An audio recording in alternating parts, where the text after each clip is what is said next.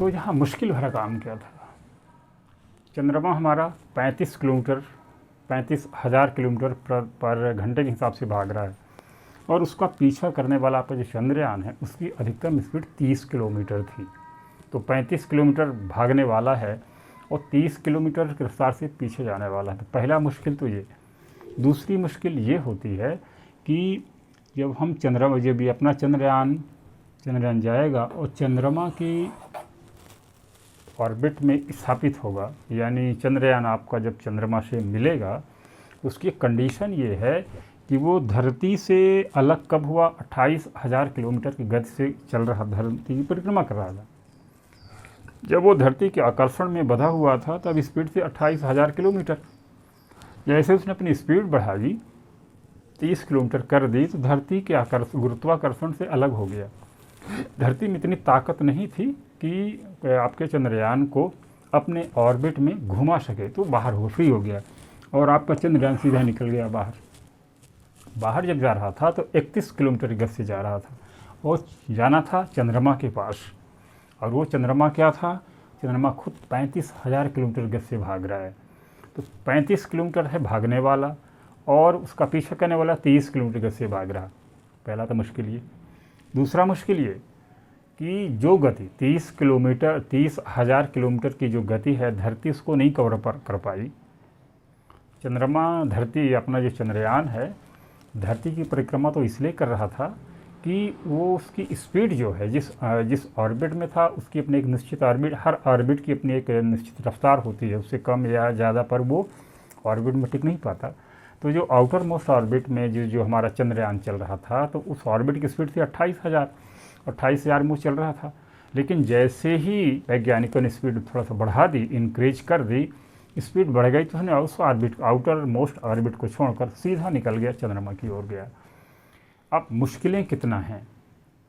चंद्रमा 35,000 किलोमीटर गति से भाग रहा है, हमारा यान 30 किलोमीटर की गति की स्पीड, 30,000 किलोमीटर की स्पीड से उसका पीछा कर रहा है।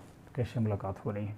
हालांकि ये मुलाकात ज़्यादा कठिन नहीं थी, इसलिए कि चंद्रमा तो परिक्रमा कर रहा था, उसको सीधा जाना था। तो चंद्रयान को हमारे चंद्रमा के रास्ते पर आना था। तो स्पीड तो मेंटेन हो गई, वो किसी भी गति से जाए, लेकिन चंद्रमा के आगे, चंद्रमा के रास्ते पर मिलना है तो धीमे गति से भी जा कर के जा सकता है, चंद्रमा के रास्ते में आ सकता है। लेकिन दूसरी कंडीशन ये थी कि जब वो चंद्रमा से 100 किलोमीटर दूर उसको मिलना है, चंद्रमा की सतह पर नहीं जाना है, उसको डैमेज हो जाएगा। यही तो खेल हुआ बहुत दिनों तक।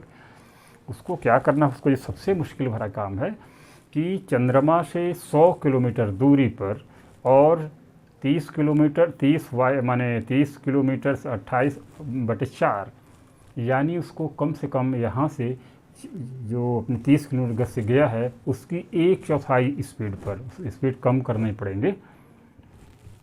तो उसको लगभग 7,000 किलोमीटर पर आवर के हिसाब से उसको चंद्रमा से 100 चंद्रमा के से दूर 100 किलोमीटर ऑर्बिट में टच होना था। तो ये सारे काम मुश्किल भरे काम तो हैं। फिर से हम रिपीट करते हैं कि कठिनाइयाँ क्या हैं। गति धीमी है, चंद्रमा तेज़ी से भाग रहा है और चंद्रमा के ऑर्बिट में जाते समय उसको स्पीड भी मेंटेन करनी है। यदि हम चंद्रमा के आउटर मोस्ट जो 100 किलोमीटर दूरी, चंद्रमा के केंद्र से 100 किलोमीटर दूर हमारा आउटर मोस्ट ऑर्बिट है चंद्रमा वाली, उसमें स्थापित होने के लिए इसको लो स्पीड चाहिए, 7,000 किलोमीटर की स्पीड चाहिए और 28,000 में तो यहाँ सेट था इसी की। लेकिन चंद्रमा की स्पीड जो गुरुत्वाकर्षण है वो 4 गुना कम है। ये यहाँ तो 28 की स्पीड ये मेंटेन कर पा रही थी धरती, लेकिन चंद्रमा में उतनी ताकत तो थोड़ी थी कि धरती के बराबर जो है वो गुरुत्वाकर्षण उसका है नहीं। तो धरती तो 28 को कर ली, लेकिन वो नहीं कर पाएगा, उसको 28 का 1/4 तो हिसाब से जाना पड़ता। तो वहाँ ये बात कि उसको रास्ते में स्पीड भी मेंटेन करनी थी, मेंटेन करके उसको ऑर्बिट में जाना था। तो पहला दुरूह वाला काम ये था कि धरती से अलग होकर के और चंद्रमा के ऑर्बिट में स्थापित होना। ये भी एक तरह से रॉकेट साइंस है, ये बहुत साधारण काम नहीं है कि हमारी स्पीड भी कम है और हमें उसे निर्धारित समय, निर्धारित गति से निर्धारित जगह पर मिलना है, इतना भी नहीं, एक समय भी निर्धारित है। तो इसके बाद जो है तो ऑर्बिट में गया। ऑर्बिट में वो बहुत दिनों तक चक्कर लगाया और इंतज़ार करता रहा। एक तो डे नाइट का इंतज़ार करना होता है, वहाँ 15 दिन का रात, 15 दिन का दिन है, 15 दिन का रात होता है। तो ये हिसाब लगाना है कि उसको जो ऊर्जा मिलनी है, रोशनी से मिलनी है, वो दिन में ही काम करेगा, केवल 15 दिन काम करेगा। तो पहली तय कंडीशन तो उसकी ये है।